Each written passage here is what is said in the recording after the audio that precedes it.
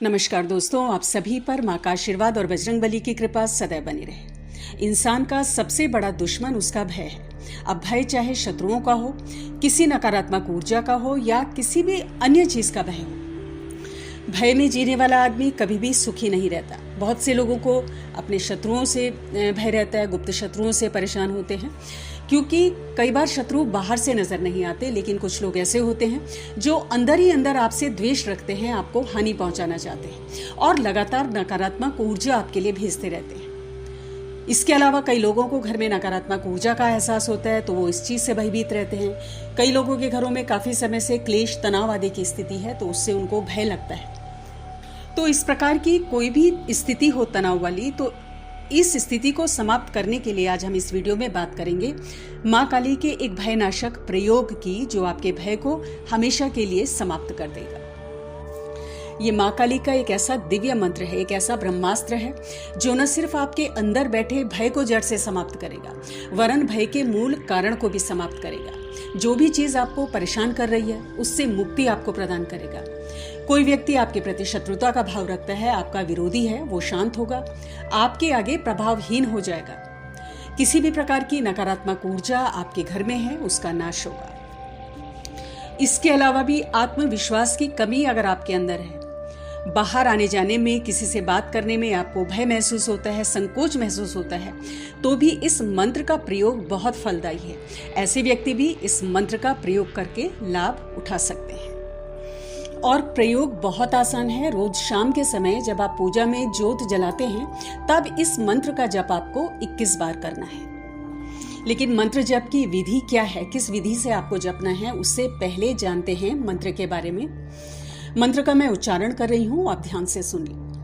ओम क्रीं क्रीं महाकाली भय निवारिणी सर्व शक्ति दात्री क्रीं क्रीं नमः। ये मंत्र है। अब जानते हैं मंत्र की विधि के बारे में, किस प्रकार से आपको इसका प्रयोग करना है। ये मंत्र जब आप शुरू करेंगे तो कृष्ण पक्ष की अष्टमी या अमावस्या आपको शुरू करना है और संध्या काल में, शाम के समय आपको इस मंत्र का जप करना है। स्नान करके स्वच्छ वस्त्र आप धारण कर लें और अपने घर का मंदिर जो है, जहां आप नित्य पूजा करते हैं, वहां पे आपको ज्योत जलानी है। सर्वप्रथम आपको गुरु पूजन करना है। गुरु मंत्र की एक माला का जप करेंगे और अपने गुरु से साधना में सफलता का आपको आशीर्वाद लेना है। ओम नमः शिवाय, इस मंत्र की आपको एक माला का जप करना है। अब माँ काली का आप पूजन करेंगे, माँ का पंचोपचार पूजन करेंगे। धूप, दीप, अक्षत, पुष्प माँ को अर्पित करेंगे। नैवेद्य में लौंग और बताशे का नैवेद्य आपको माँ को अर्पित करना है, 2 लौंग और 1 बताशा। और इस प्रयोग में आपको ध्यान रखना है कि 2 ज्योत जलेंगे। एक तो जो नित्य आप ज्योत जलाते हैं, चाहे आप घी की जलाते हैं या तिल के तेल की, और दूसरी ज्योत आप जो जलाएंगे वो सरसों के तेल की ज्योत होगी, जो माँ काली को आपको अर्पित करनी है। और सरसों के तेल की जो ज्योत है उसमें 2 लौंग आपको डालनी है। अब आपको संकल्प लेना है। माँ के आगे इस मंत्र की एक माला 21 दिन करने का आपको संकल्प लेना है। जो भी आपका भय है, जो भी आपका संकट है, आपकी परेशानी है, वो माँ से उसका निवेदन करें और माँ से प्रार्थना करें कि जो भी आपका कष्ट है उससे आपको मुक्ति मिले। अपने भय के निवारण के लिए माँ से प्रार्थना करें और साधना में कोई भी भूल चूक हो उसके लिए माँ से क्षमा याचना करें। इसके साथ ही जब आपका ये मंत्र जाप पूरा हो जाएगा तो आपको क्या करना है, 1 कपूर आपको जलाना है, उसमें 1 लौंग और 1 बताशा रख कर उस अग्नि में माँ काली को आपको ये अर्पित करना है। 21 दिन नित्य 1 माला मंत्र जाप आपको करना है। रुद्राक्ष की माला से मंत्र जाप करें या काले हकीक की माला से मंत्र जाप करें। और नित्य मंत्र जाप के बाद 1 माला जब आपका हो जाता है तो 1 कपूर जलाएं, जिसमें 1 लौंग और 1 बताशा डालकर माँ को आपको अर्पित करना है। और इस मंत्र का इतना तीव्र असर है कि पहले दिन से ही आप देखेंगे कि आपका जो दुर्भाग्य है, जो दुर्भाग्य का साया आपको डस रहा है, वो दूर होगा, भाग्य में वृद्धि होगी, घर में जो नकारात्मक ऊर्जा है वो समाप्त होगी और ये चीज आपको बहुत जल्द इस मंत्र के जाप से महसूस होने लगेगी।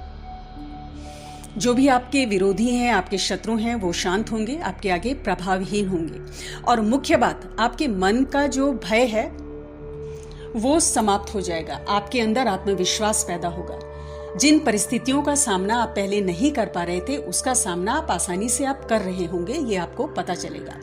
यदि समाज में उठने बैठने में आपको डर लगता है, लोगों से बात करने में संकोच होता है, तो वो भी अब आपको नहीं होगा। ये प्रॉब्लम भी आपकी दूर होगी, क्योंकि इस मंत्र का जाप व्यक्ति के अंदर, साधक के अंदर बहुत आत्मविश्वास पैदा करता है।